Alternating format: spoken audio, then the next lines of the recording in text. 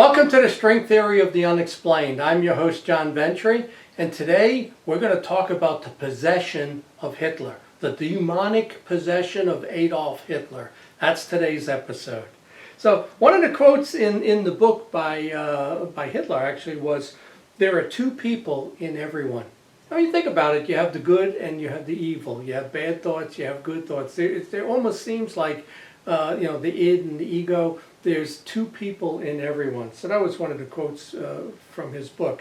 What I did was I found a book. I had believed this for a long time, that Hitler wasn't just crazy, that he was demonically possessed to do the things that he did. And going after the Jews, why? Because they are the chosen people of God. So who does Satan want to get rid of would be the Jews.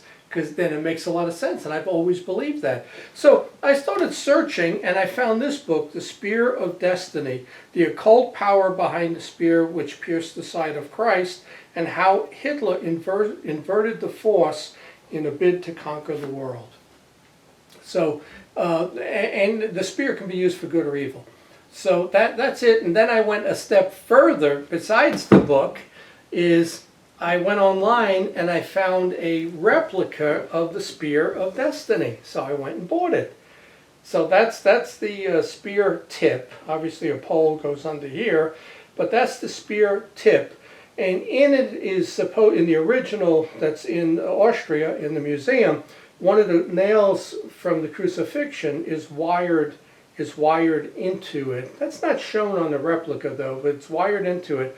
And this gold shield was placed over it, and in the card they sent me, it actually says that in 1084, Henry IV had a silver band put over it that said the nail, let me see what it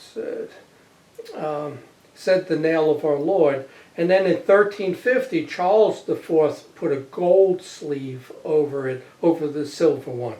So you had the nail, one of the nails, and and this is a replica of the lance. It would have been the right side between the fourth and fifth ribs that pierced Jesus to verify that he was dead. So I just, it's something I'll keep. I think it's a pretty cool relic to have, and I'll add it to my collection of other stuff because I have a lot of stuff. So this book is based on the notes of Dr. Walter Stein.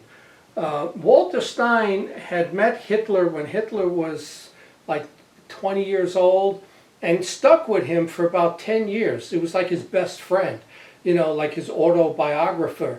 And the author of this book, Trevor Ravencroft, met with Walter Stein, and Walter Stein gave him all his notes and everything so that he can write a book on it. So it's based on firsthand. And Walter Stein ended up defecting from the Nazi Party in 1933. So then he would have known Hitler for about a dozen years or so. And he became Churchill's advisor on Hitler. So how do you like that? So that's why Churchill was so determined. He knew all about Hitler and how his mind worked. So let's take a look at the Spear of Destiny. All we really know, the average person, was that the Roman soldier used it to verify that Jesus was dead. But it has a long history. It wasn't just a spear. This thing had been around a long time. The original spear was forged by Phineas of Greece in 1470 BC. So the original spear is 3,500 years old. And again, it's only this. It doesn't have the pole part. They only have the spear head. I think there's some pieces of the pole that they have in the museum.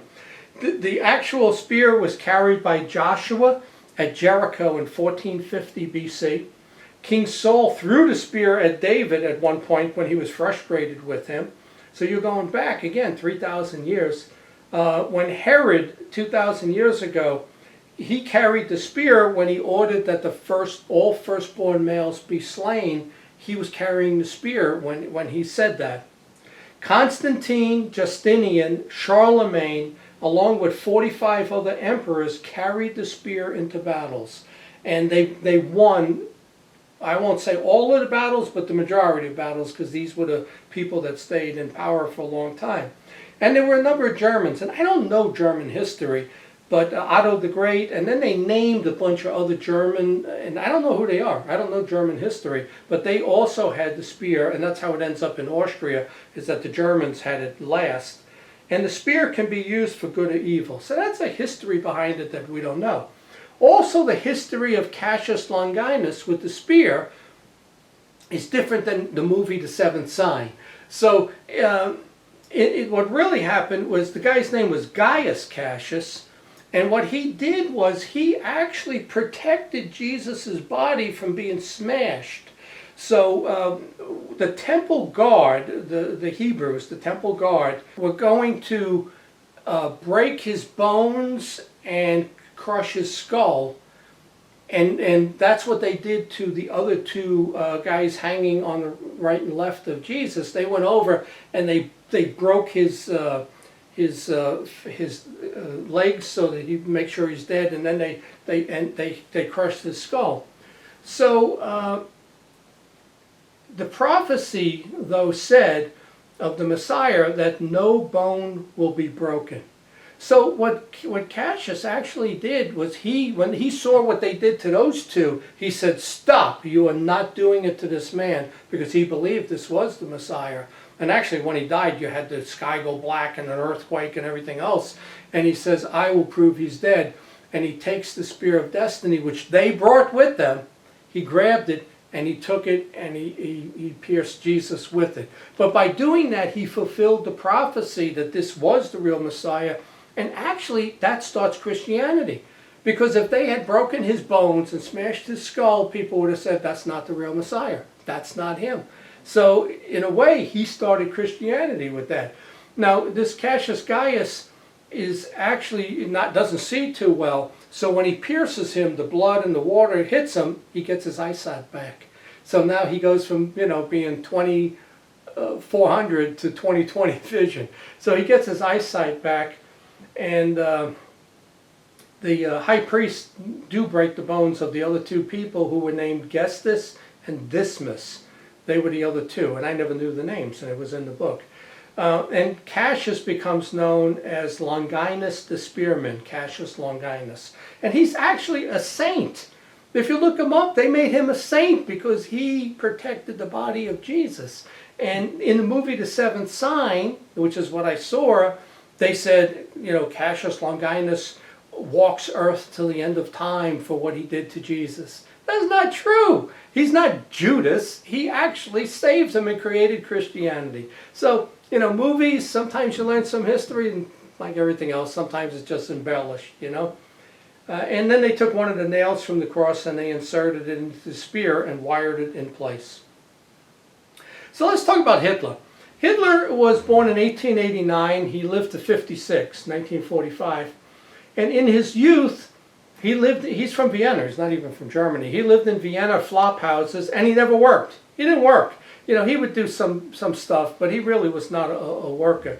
He spent the bulk of his time in libraries reading about history. He believed in reincarnation.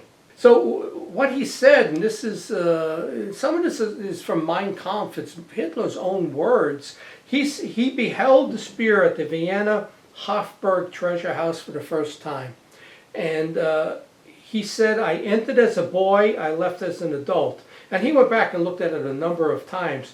He got transfixed, which has happened to not a lot of people, a number of people that viewed the spear of destiny and they almost went into an altered state, an altered reality.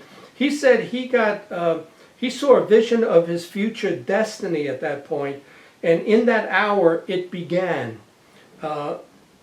He believed that he had held the spear in a prior life because he believes in reincarnation.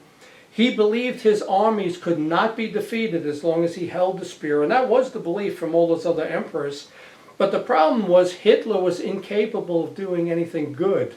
He was sadistic. Hitler was incapable of using it for good. He was raised Catholic. He studied the philosophy of Nietzsche and composer Wagner for 3 years. Wagner worshipped Lucifer, believed in the superiority of the German blood, and he said that was Aryan blood, blonde hair, blue eyes, like Jesus. Now he says Jesus was blonde hair, blue eyes. That's what Wagner said. And he also believed in the final solution for the Jews, which was to exterminate them. So you can see this is where I'm going to show you the ideas that Hitler adopted wasn't his ideas. They came, all of it came from other people. And we'll go through how he was influenced step by step. Now Nietzsche believed that the means justify the ends. As long as you can get away with it, you do it. As long as you win, it doesn't matter how you win. And the means justify the ends. He said, he was the one who said God is dead, and he revered the Antichrist, waiting for the Antichrist to appear.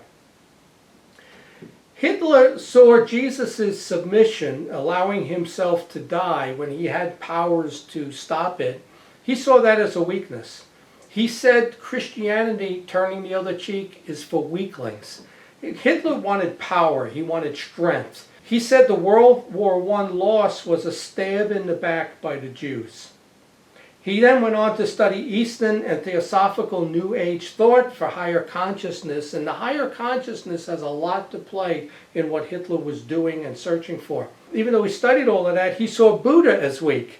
He says, I believe in this Eastern philosophy and altered states and universal knowledge, all of this stuff. But he goes, last thing I'd want to be is Buddha, sitting, doing yoga and not doing anything, writing. He goes, Buddha was weak. He believed that the materialism of the Jews caused humans to lose their relationship with the universe and the spirit world. The more you focused on money and power and things, you lost your connection to the spirit world. That part I believe to be true because, again, I've always believed that Adam and Eve were totally connected to God. And each generation, I think they were, but then they started to lose it. They still had that telepathic ability, not like Adam and Eve. And I think we retain some of this. And that's people who have some abilities with the spirit world and the afterlife and all of that, but very little. We've gotten so far away from it by working and making money and having things that we've lost that connection to the spirit world. So I believe that part of this is true, that we used to have that connection.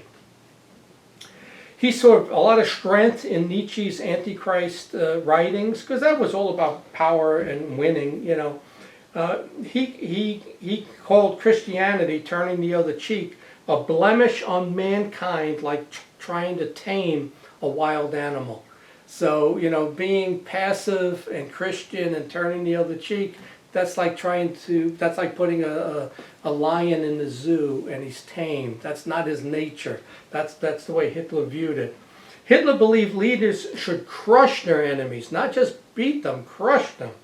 But the funny thing was, Germany got crushed in World War I, and the Treaty of Versailles is what led to World War II, because it was so harsh, the treaty. You knew that the Germans were going to come back and fight again.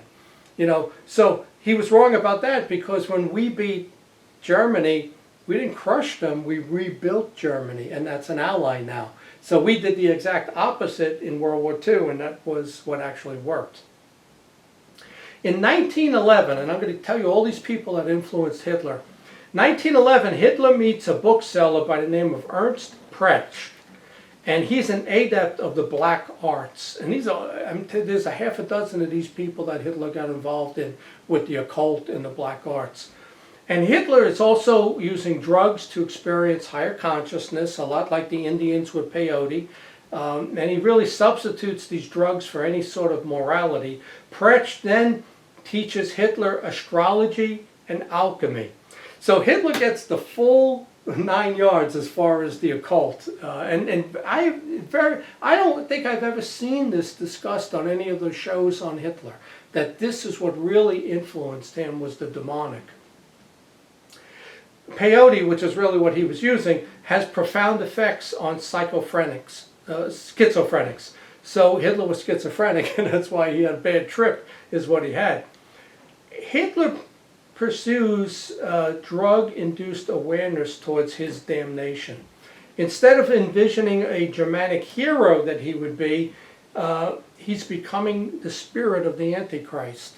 And in the book, they feel that he is kind of like in touch with the Antichrist. During World War I, Hitler was awarded the Iron Cross. He says he feels at home in war. Who feels at home in war?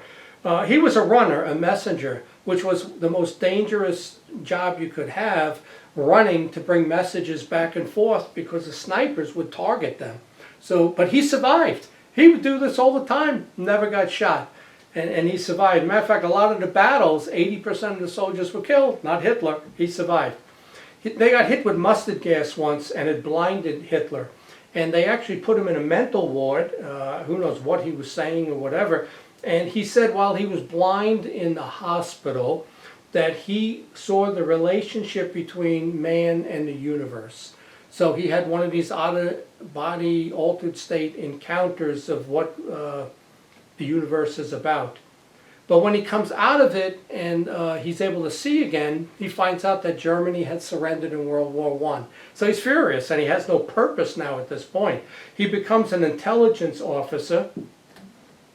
And the original 40 Nazis were all from the occult, all male, 1912 Thule Society. So the original 40 Nazis were from the Thule Society, who were assassins and committed 397 political murders for Hitler to take out his opposition as Hitler rose to power. I mean, the background is incredible on this. So Dietrich Eckhart is one of the first 7 founders of the Nazi Party. He's an occultist and a supreme satanic adept and Hitler's mentor. They would do seances and they would try to raise former leaders of the Thule Society and Thulists. And so they perform a seance, Eckhart and Alfred Rosenberg. Alfred Rosenberg was the Russian author of the Articles of Zion that was a lie and sold the Jews out. But the interesting thing is Rosenberg presented that to the Tsar of Russia and he rejected it. So he left Russia, went to Germany, and then offered it to Hitler.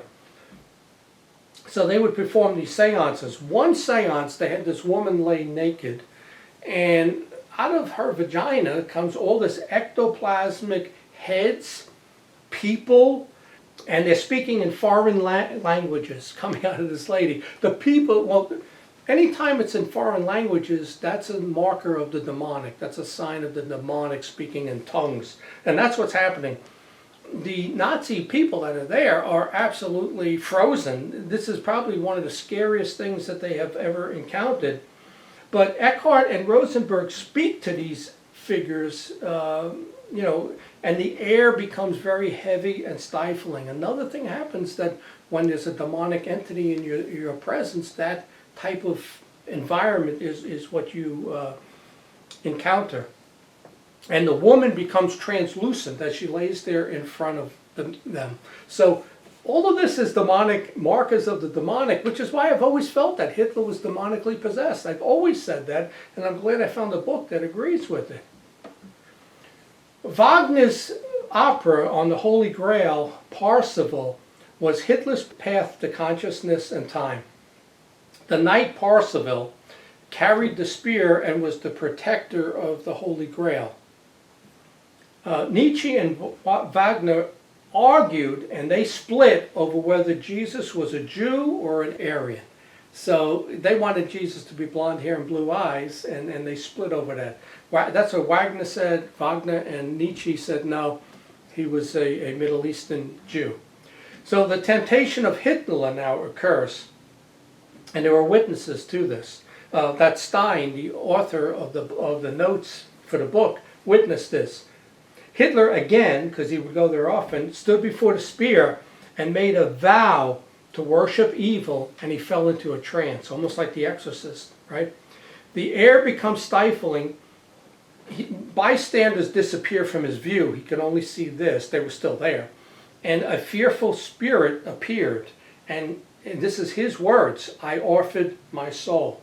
So Hitler offered his soul for power, which is like Faust and many others. I believe it works. I think you can get some power for 30, 40 years, but then your soul is for eternity and you lost it. I believe that that does happen. You see it in the entertainment industry, you see it with politicians, with leaders. It could be Putin right now in Russia. I believe that that is real. I believe that that whole demonic stuff, to me, angels and fallen angels, is totally real. Hitler's trembling in ecstasy. Hitler now becomes possessed.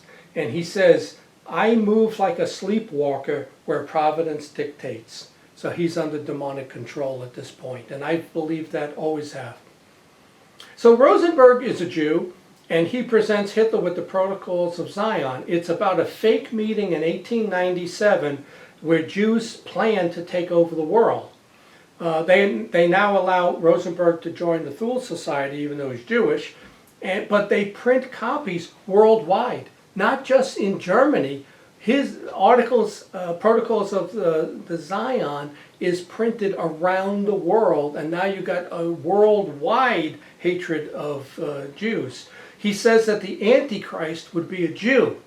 So Hitler and the world now has this hate for Jews, and the whole thing, like I said, is of the devil, because God's chosen people are Jews. So who would they go after? The Jews. If God's chosen people were Swedish, he'd go after Sweden. That's what he would have done. To me, it makes perfect sense. It really does. And I've believed that my whole life. In 1921, at the age of 33, and Jesus died at 33, so at the age of 33, Hitler becomes the leader of the Nazi Party. So whether there's a coincidence there with numbers, I don't know. Now getting back to the spear, the blade represents fate. The nail was destiny. A cross represents wards off evil. We all know that from vampires and any encounter you use a cross. The thorns that he wore was humility. The robe was health. It would bring you good health if you had Jesus' robe.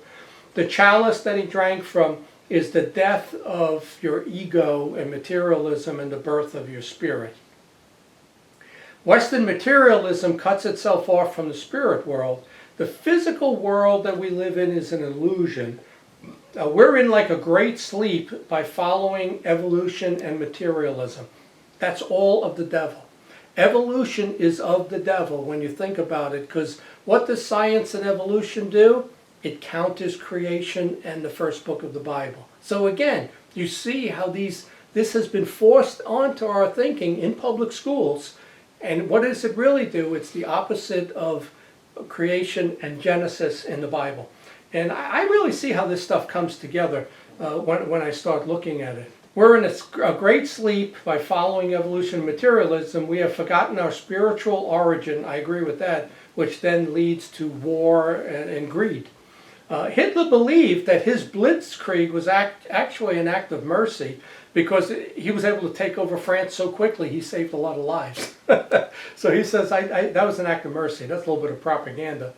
Hitler sent millions of soldiers to their death in a stalemate because he believed as long as he carried the spear, he could not be defeated. So he would say, yeah, we'll attack this country, we'll attack that country, because we're going to win, we can't be defeated.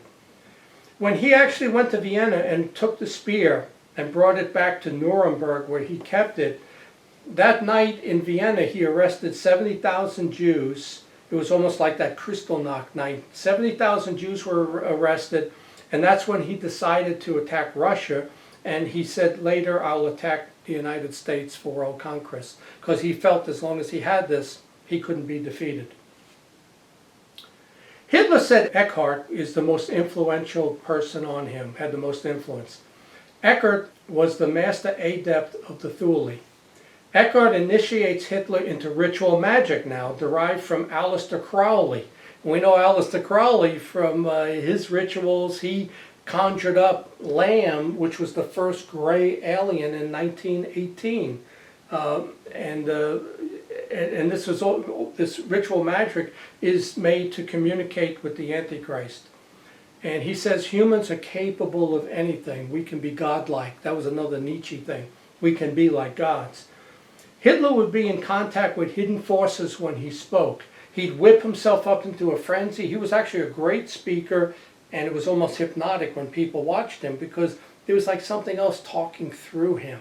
And that's where the possession came from. He was incredible when you see him speak and how he talks, right? But he invokes a savagery and the use of race to seduce the German people. And back then, you got to remember that these countries were all Asian, all white, all black. There wasn't any mixing going on. And even when I was a kid in Queens, it was like, oh, what are you? I'm Italian. Well, we're German, we're Irish, we're Jewish. And, even that in the 60s and 70s, that's how it was. And that all comes from that era, and today it's a little bit different. In 1924, Karl Haushofer, who's the leader of the Vril now, and Vril means energy, he teaches Hitler occult blood rites and how to create an Aryan race. So you can see all these people influencing Hitler and who he sought out because he wanted to know this hidden knowledge. He said exceptional individuals would breed more exceptional individuals. A baseball player and a soccer and a tennis star would have athletic kids. Two intelligent people would have intelligent kids, right? They would need breeding experiments and special schools, which they started. The novel, The Coming Race, that's the one I had showed you, is believed to be a true diary. The Coming Race is the story of the Vril, who are an underground race under Antarctica, which is why Hitler later goes to Antarctica in search for them and the crystals and the Aryan race, the original Aryan race that lives underground. But it's a novel. It's not a real book. It's a sci-fi novel. And World War II started based on a sci-fi novel. It's incredible, but Hitler believed it. Himmler now takes over the Vril, and that's where Maria Orsic is also influencing Hitler through she's a mystic, through the Vril Society. Himmler now is in charge of all of this stuff. Hitler kind of took Himmler and said, you do it. I'm too busy. Just tell me what you're finding out, right? So Hitler takes over the Vril Society, and he creates the Nazi Occult Bureau. I never knew that. There was a Nazi Occult Bureau. Haushofer explains the secret doctrine to Hitler and Himmler.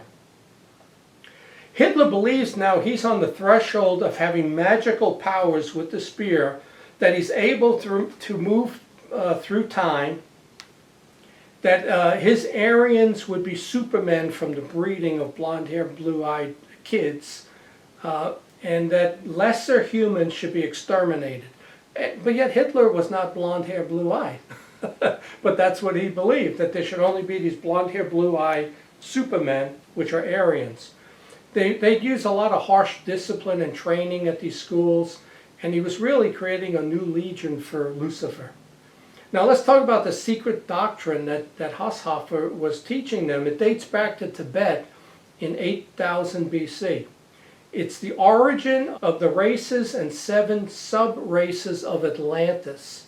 So this is all based on Atlantis, which was the origin, like Eden, let's say. Man did not evolve from lower forms. I agree with that. We did not evolve from apes like evolution teaches. That is a lie. And the reason you know it's a lie is that, dogs and wolves can mate. Any form of cat, lion, tiger can mate. They're of the same species. Humans and apes, chimps, gorillas cannot mate. We can't because we're different species.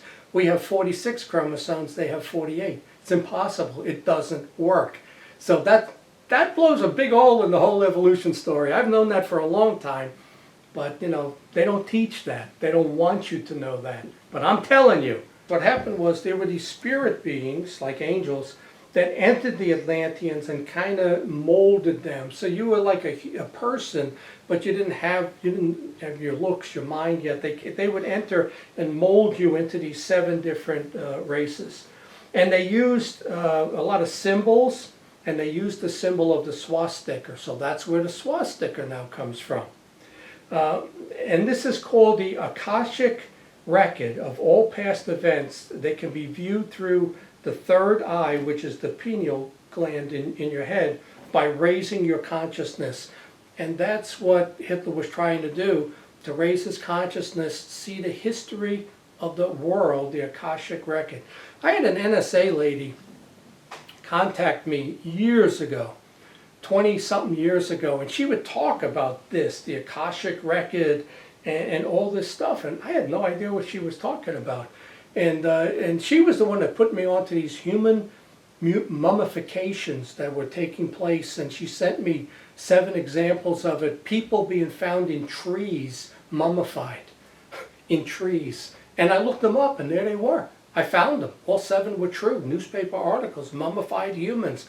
And she had worked for the NSA, and then she kind of just disappeared. But she had said to me that I was chosen. I'm talking to you, John Ventry, because you have been chosen. For what? Well, I mean, I've had my experiences. I've had my demonic encounter and attack here, and some fame on television with UFOs. Who knows where it was going to go? It didn't go where they want because I fought it off. You know, I had to. I didn't have a choice. They say that man's consciousness should have stayed in harmony with the spirit beings, and it didn't, obviously. We had that connection all along. Lucifer's intervention changed that through materialism and the ego of, you know, I want. You know, you got to get the word want out of your language. Demonic spirits keep man in tune with the 3-dimensional world that we live in, and temptations. There's all these different temptations.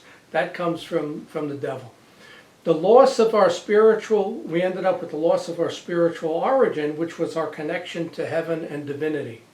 Greek philosophers believed that ideas were more real than the 3-dimensional world, that an idea was more real than something physical. And that those beliefs faded with the age of materialism is the Renaissance period in the 1400s, when we started really inventing things and literature. They said that the physical dies, but the spirit doesn't. It goes on forever, which is why you don't sell your soul to the devil for fame and fortune, because eternity is a long time. The Thuls survived the Great Flood, which was they were in Iceland, and they migrated to Tibet. Mao, and this is true, in 1959, he killed all of these adepts in Tibet. He killed them all because they had this other type of knowledge. The Thuli had 2 orders, the Luciferic Agarthi, which specialized in astral projections, and then the Aramanthic Shambhalar, which controlled elemental forces of nature and materialism. Has Hafa made contact with these groups in Tibet from 1926 to 42. The Agarthi group with the astral projections supported the Nazi cause. The other one group was waiting for inventions in the age of materialism, because that's what they were into, and they did not support the Nazis. But they had this support of the Agarthi. Himmler's SS and the Gestapo are required to attend the school of Agarthi occultism. So they are all into this. Himmler then forms his Nazi occult bureau, which incorporated Templar, Vril, Thule, Crowley beliefs, and there are 49 secret societies emerged from this, and they are still there. In one of my earlier episodes from 2016, we did a Skype call with a woman from Germany, and she's telling us all about secret societies and secret services. And I didn't know anything about this stuff back then, but this is what they're talking about. And it's very heavy and still prevalent in Europe, very prevalent in Europe. The SS and the Gestapo will kill anyone that belongs to the Holy Grail Society or initiates. The Holy Grail initiates are people who believe in God and heaven. And as they discovered who they were, as they came out against Nazism or talked about the occult background of it, they would assassinate them and they would kill them. So that would today be like your Christians being killed, let's say. Because they were going out and warning Germany of the Nazi occult origins of that group. The SS would recite the Lord's Prayer in reverse at their meetings. That's a black mass to say, the Our Father prayer in reverse. That's a black mass. The Western allies who believed in science and the atomic bomb that won the war with Japan denied the occult origins of the Nazis, and they ignored it.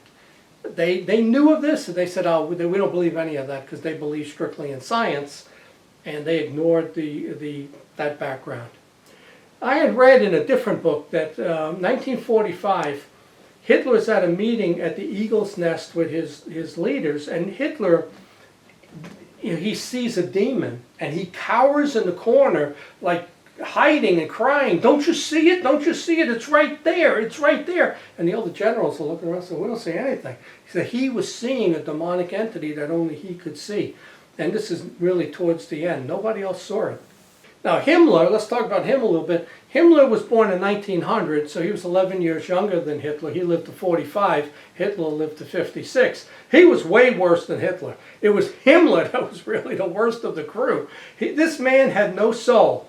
He orchestrated everything, and he was given free rein by Hitler. Hitler lost his soul step by step by step, as I've demonstrated from all these people and everything he learned along the way. He lost his soul step by step. Himmler never had a soul. He was evil from the start. Himmler was rejected from military service. He tried to join the brown shirts, and he was rejected from that also. He became a secretary to a Nazi chief, and then assistant propaganda chief. Hitler planned to get rid of the SS. There were only 200 of them.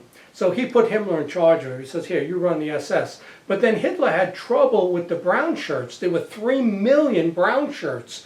There was probably 10 times more brown shirts than the military at that time. So Hitler ends up killing the head of the brown shirts, who was his friend from prison when he wrote Mein Kampf and was in prison. It was this other guy, I can't think of his name, Rolf is the writer of Mein Kampf. This is his best friend for 20 years from prison. And he gives him the option of suicide, like the old Romans would do, and he won't kill himself. And he sends the SS in there, and they shoot him and they kill him. But he knows he's got to take control of the brown shirts because there's 3 million, and they're talking of a counter-revolution. So they're talking of overthrowing the Nazi party and being in charge. So Hitler takes it over, makes the brown shirts part of the army, just incorporates them. Now he's got an even bigger army. He says, well, I need my bodyguards now based on what's going on. They're trying to depose me. So he keeps the SS and he increases it to 30,000. And he later increases the SS to 1 million. So you had 1 million of this Gestapo SS going around. You had 3 million of the brown shirt hoodlums in their military. Himmler becomes second to Hitler in power. So this little weasel clerk, who's probably 5'4" and couldn't join the military, and he was nothing but a weasel bookworm like Hitler, is now, well, Hitler was able to join the military and he was a runner, but Himmler is a nobody and he's second in charge. Himmler has 2 interests: the Spear of Destiny, like so many of these people who knew about it, and occult blood, and more of this ritual stuff, right? He goes and makes a duplicate of the spear for himself because he knew Hitler wanted the original, was going to take it. He makes a duplicate, so I got one. So he makes one for himself because he really loved it, you know. And he again believed in reincarnation. You know, it's funny, reincarnation is not in the Bible, and the Bible says that reincarnation's not true, but yet back then when the world was so religious, they seemed to believe in reincarnation. At one point, Himmler steps in front of Hitler as an assassin fires, and Himmler is shot in the arm. So he saves Hitler. And that was before he became chief and was part of why he became second in charge. So Himmler is the one who sends the SS out all over the world searching for relics. So Indiana Jones, that was Himmler, and that was all true. They did do that. Matter of fact, in another book, I can't remember the name of the guy that went around, and they paid for him to travel all over with the SS to try to find these relics. He was an archaeologist, and he knew what he was looking for. But that was all true. So they get suspicious after there was a threat against Hitler, it might have been the bombing against Hitler, and they go and say, they grab 4,000 Nazis, their own guys, anybody they suspected, and they killed them.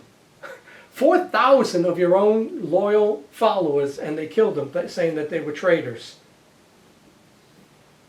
Himmler supervised the gas chambers, the experiments on people that took place, and the Aryan schools. He ran the Nazi occult bureau. In the end, he betrayed Hitler when he knew the war was over. 3 days before the end, he met with Americans and tried to broker a deal, and we didn't go for it. And when Hitler found out about it, he expelled Himmler from the Nazi Party, which was the greatest, negative thing that could happen to him. So when Himmler is caught and they say they know who he is, he had a cyanide pill, he took it and he committed suicide. It was the 1944 attempt to kill Hitler in the bombing, the movie that had taken place, Valkyrie. That was the one that they killed the 4,000 Nazi conspirators. Hitler also allows Rommel to commit suicide. I mean, Rommel, the desert guy with the tanks, Rommel? Well, he tells Rommel, we're going to kill you too or commit suicide. So Rommel commits suicide. I mean, Hitler was incredible, absolutely incredible. And when Hitler survived that bombing, like people said, how did he survive? He believed that these forces protecting him, the spear and all of that he was doing, gave him more justification as to that he's going to rule the world because he survived the bombing. They create these schools called Lebensborn. They have 200,000 blonde-haired, blue-eyed children, and they were either kidnapped from Scandinavian countries or some Germans, and they're breeding them in these schools. And all of the racial determinations were based on Darwin's evolution and his cousin, Francis Galton, who's the founder of eugenics. Their theories of evolution and eugenics, it's unbelievable, they're cousins. And I've always said, who's worse, Darwin or Hitler or Galton? When you think about it, Darwin had far more influence on the world with his false teachings of evolution and racial superiority. That's what he taught with evolution. So, and definitely to take out creation. Very few people believe in creation because of evolution, which I can give another lecture on evolution. It doesn't add up. It's not true. Millions are killed in the gas chambers. They take Jewish skin and they make lampshades out of them. That's what they did with the skin of the Jews, made lampshades for their lamps, was what they used the skin for. They believed they were going to exterminate every Jew in the world, so they cut a bunch of their heads off, I don't know, 20 or 30 of them. They take the heads and they preserve them for museums for when there are no more Jews left. So you could go and look and say, look, there's a Jewish head. Whether it was in formaldehyde or just the skull, they were going to have, look, Jews, that's what they were, like Neanderthals, They are absolutely crazy.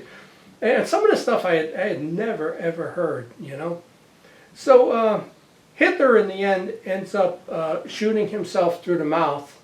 Bormann and Goebbels, he left instructions, take his body and do, like in a pit, a Viking funeral, and they burn him. That was his wish. Now, Churchill, who has Stein, right, the guy from this book, as his aide telling him all about Hitler, Churchill demands that the occultism behind the Nazi Party be kept secret. He didn't want people to know that that Hitler was demonically possessed, and it was the occult beliefs that caused all of this. I don't know if maybe he thought other people would try it or could do it, but Churchill was the one that really suppressed all of this. When the U.S. came, and they obviously rolled into Berlin and all of that, they got to Austria first. They came into possession of this spear at 2:10 p.m. on April 30th, 1945. And that same time, around that time, we developed the atomic bombs that would drop on Hiroshima and Nagasaki. So did some of that ability come from holding the spear in possession? I don't know. It's interesting. The Nuremberg trials avoided the initiation rites and black magic of the inner core of the Nazi leadership. They never spoke about it. Like Himmler. Himmler was in charge of a lot of this stuff.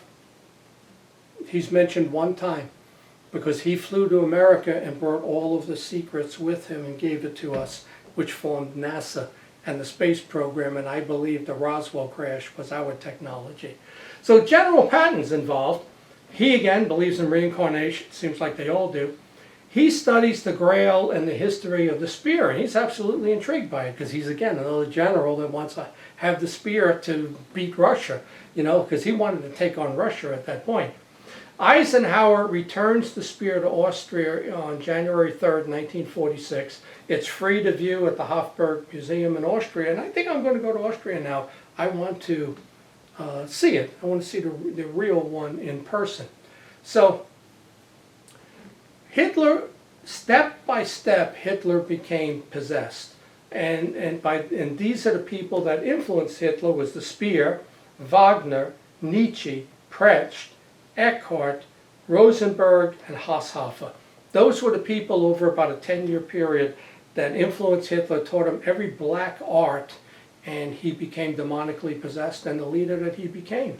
And he said that prior to the age of materialism, we were regularly in touch with the spirit world.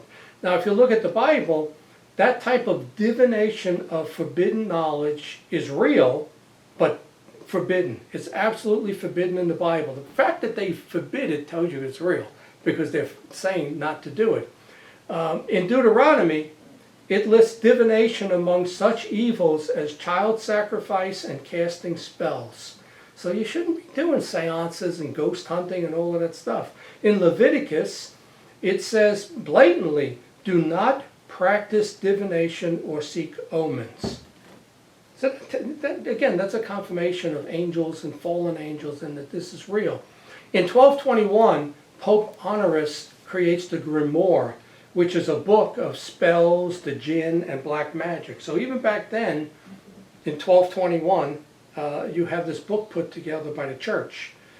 This is Madame Blavatsky. She put out a Lucifer Theosophical magazine. She's from Russia. She founded the Theosophical Society in 1875, which was the forerunner of the New Age movement. And she confessed on her deathbed in 1891 that these ascended masters that we are in touch with are really demonic entities.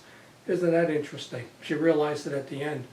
The Hermetic Order of the Golden Dawn, they performed Rosicrucian rituals incorporating mysticism, alchemy, and ancient Egypt. And Yates and Crowley were members of that. And Crowley influenced Hitler and the Nazis. This is the gray that was conjured up by Aleister Crowley in 1918. He called him Lamb. It was a demonic ritual, and this creature appeared. Your typical gray, but with small eyes, didn't have the big eyes. And it is said that Crowley, at that point in 1918, opened a portal that UFOs come through. Because then, in the 40s, really, is when UFOs started being popular. The students of Aleister Crowley are L. Ron Hubbard of Scientology, Ray Bradbury, the famous sci-fi writer, and Jack Parsons, who founds JPL Labs. So that's an incredible three students. The FBI investigates all of this, and then they turn it over to the CIA in 1952. We just talked about the occult, Hitler with the Thule and the Vril and what he did to the Jews. But in 1952, a branch of the CIA is called the Collins Elite that investigates the paranormal and UFOs. Their conclusion is there are no UFOs. Everything is paranormal and interdimensional. There are no UFOs from space. And that's interesting. That's what, 70 years ago, they came to that conclusion. I believe that same thing. We already talked about Nazism and Hitler's obsession with the occult. This is another book, The Nazi Occult War. I tried to get that, but it's only on Kindle. I couldn't get it. I like reading books.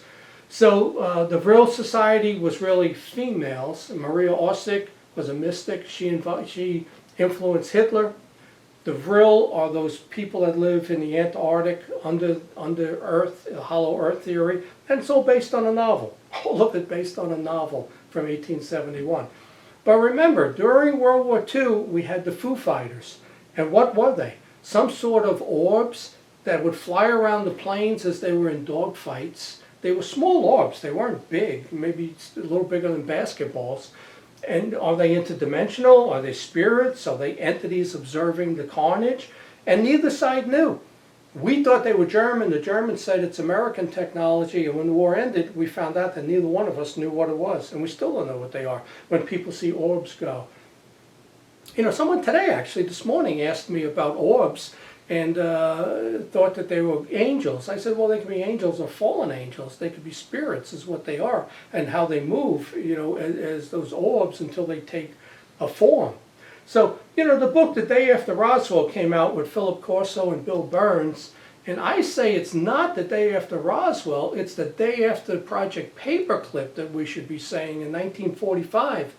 That's when we got all of the Nazi information. And Annie Jacobson wrote this book, Operation Paperclip, the secret intelligence program that brought Nazi scientists to America. So Operation Paperclip, the Nazis didn't move, they didn't lose, they moved to America. Werner von Braun, Arthur Rudolph, and Hermann Oberth, and they developed NASA. From 1945 to 55, 1,000 German scientists became U.S. citizens. And they were Nazis and the Gestapo, and they became Americans and worked for NASA, and really created the space program for America. The Russians got one, the top scientist. That's why they put Sputnik up first. They had the best guy, but they only had one. And when he passed away, they didn't have the others. We had 1,000 of them, and that's why NASA and we had the space program and went to the moon first. So in my mind, what if?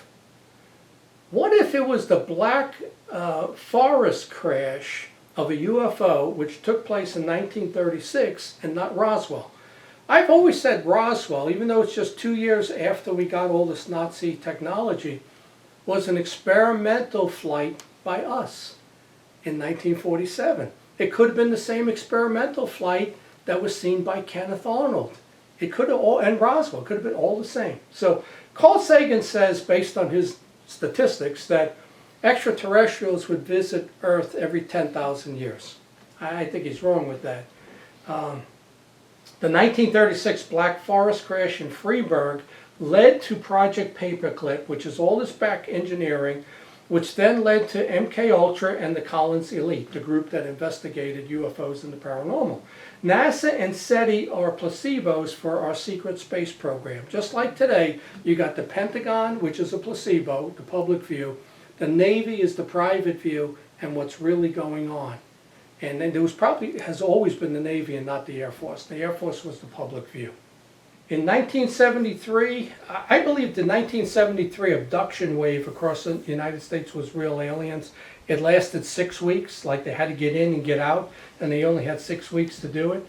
I think modern sightings mostly are military craft. I think that the modern abductions and cattle mutilations could be being done by the military, or they're demonic, but they're done for experiments and ritual sacrifice, which is the MyLabs that we hear about. When you look at CERN over in Europe, what are they trying to do with the collider? I think they're attempting to contact the interdimensional, like Crowley did in 1918. I think that's what they're really trying to do. I think real ET visits, if there are any from space, they used to be on a 5-year cycle back then in the 40s, 50s. It was every 5 years you had big UFO cases. Like that's the time it took them to go back and forth. Or is it occult activity? You know, it's interesting, when I was on TV on Hangar 1 on 2014 and 15, that's when I had the bulk of paranormal activity in my house, was 2014 and 2015, when I was on the UFO TV show. Why? And you know, when I went to my first UFO conference in 1999, after joining MUFON in 98, I come home and I'm under, like, I wasn't under attack, but there was something in the house. I had an out-of-body experience. I was having these lucid dreams of hybrid kids. It lasted 4 days. It was weird. Why after a UFO conference when For years I went to Chiller Theater and horror cons, Comic Cons. I did that first and never anything happened. I get involved in the UFO field and now I'm identified and I come under attack. I believe the UFO field to me is the occult. I think it's demonic and I think it's big time demonic. So here you look at some of the technology. Where did the Nazis get this technology? Was it from the 1936 UFO crash? You have the Hanabu, which is a real UFO they were working on. They had V-2 rockets, they had jet engines, they had nuclear fission first, and they had this Die Glocke, something for time travel, and it opposed gravity. It could float. And some people say that's the Kecksburg crash, that it was actually us working on it and it crashed in Kecksburg. But they had all this technology. This Jack Parsons in 1952, he starts the Jet Propulsion Labs. Parsons is a student of Aleister Crowley. He had an encounter with Satan at age 13. Parsons and L. Ron Hubbard would dance naked with other members and practice sex magic. In this book, it talks about Hitler and the Nazis with sex magic, but I left that part out. But they did the same type of thing. Parsons then conjures up a female elemental like Crowley brought Lamb up, a Gray, in 1918. He conjures up a female elemental to conceive the Antichrist. And this woman is actually there. She's around. She don't disappear. And his best friend, I think, runs off with her to mate with her, steals the girl, you know. And Parsons then, in another ritual, he blows himself up in the lab. It exploded, blew his jaw off, his arm and everything. They took him in an ambulance to the hospital and he dies. The Collins Elite, which I think is very important, 1952, after the CIA started, it becomes a branch of the CIA to investigate the paranormal and UFOs. It was Jack Parsons that convinced the CIA that UFOs were demonic. That leads to Project Orphan, where we try to harness demonic powers and demons to attack other leaders of countries, and MK Ultra with LSD and other drugs to mind control assassins and people. That all came through this.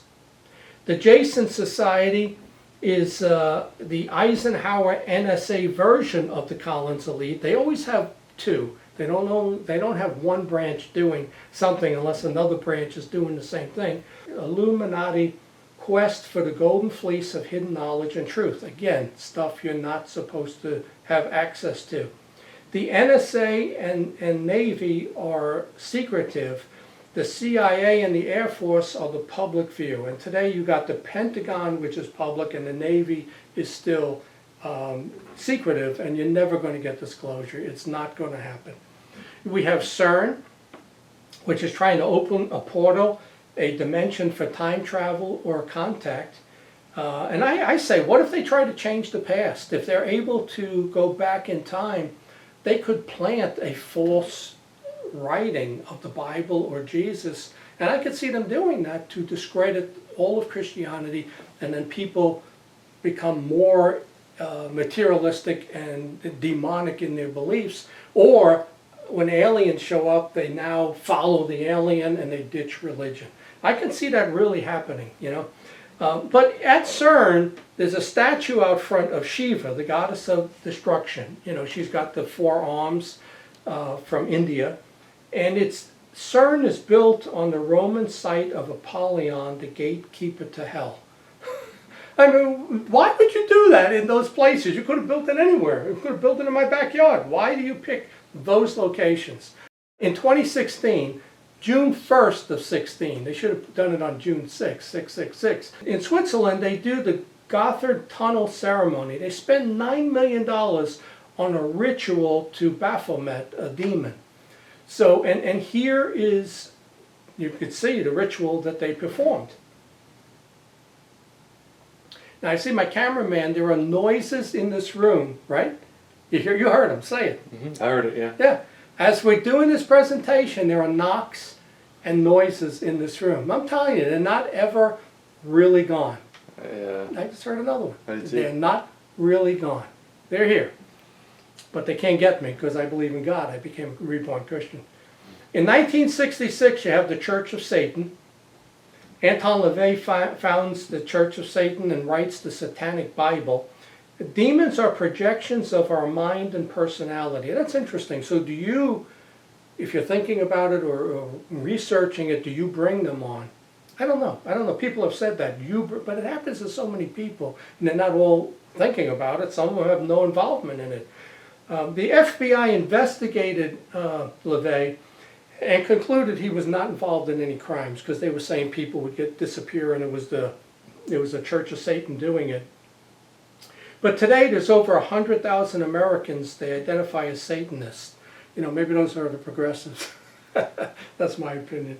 Because some of the things they believe in with abortion and controlling people, what they can say and think, that's not freedom.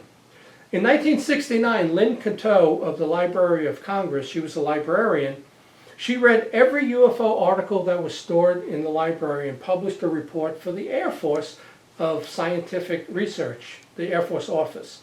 She concluded the literature is closely linked to the metaphysical and similar to demonic possession, the UFO field, when she read the stories. And if you read a lot of these stories with that in mind, you see that connection. You really do.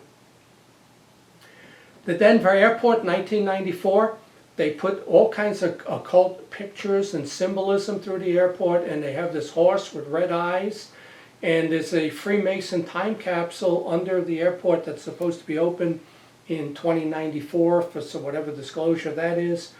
And the 1997 Close Encounter of the Third Kind movie, when they talk about these coordinates, it's actually the coordinates for the Denver airport. And all around us in the media and the entertainment industry, you see this type of stuff. And when I did Hangar 1, we did an episode on the Denver airport. You got John Keel, who I respect. He says in Operation Trojan Horse, the UFO manifestations seem to be, by and large, merely minor variations of the age-old demological phenomenon. And I agree with that. I think this is, you know, it used to be elves and fairies, and, you know, you just see greys and other creatures now. To me, it's all the same. It's interdimensional. You look today at movies, TV, music, video games, Ouija board sales are up. It's all around us. You see the demonic. And it shows where Lucifer's the good guy, which is incredible. He's the good guy. Madonna in 2012 at the Super Bowl does a 12-minute occult ritual. And on other tours, she mocks Jesus on the cross. And that's all accepted. You know, Miley Cyrus, Katy Perry, all these others, they get fame and fortune, but they're giving their soul for it. So there are a lot of people who say that UFOs is a great deception. You know, did they come from Hitler in the 1936 crash? Is that where this technology all originated from? This slide really is from a Christian group, and they say, no, I'm not an alien from outer space. I'm a demonic fallen angel, not an extraterrestrial. I don't come in peace. And I don't think we're ever going to get true disclosure. I think we're going to get a deception and propaganda as far as UFOs go. Another book I read was Paradise Lost, written in 1667 by John Milton. He's the person that everybody knows as you know, having Satan say, it is better to rule in hell than serve in heaven. But some of the other things I found interesting written in this book in 1667, 355 years ago, he says, angels and demons can shapeshift. They can also build in 1 hour what it would take many men a lifetime to build. Think of the pyramids. The half-human, half-demon Nephilim built the Tower of Babel, King Solomon's Temple, the Great Pyramids. The half-human creature Egyptian gods of Horus, Thoth, Anubis, and Ra were actually fallen angels. And what's incredible, I've said that in my books. My first and third book I've written, that's in there, and I had never read this before. I reasoned it myself, but I just read Paradise Lost like a year ago. And to me, I had the same beliefs. And my beliefs on all of this, as far as the paranormal side of UFOs, etc., are found in my book, The String Theory of the Unexplained. That's where I put that all in. So that's this week's episode. I hope you enjoyed it. It is very different, but I have always believed that Hitler was demonically possessed to do the things that he did. And it makes a lot of sense. You see the background and how he was manipulated. So that's our show, and thank you.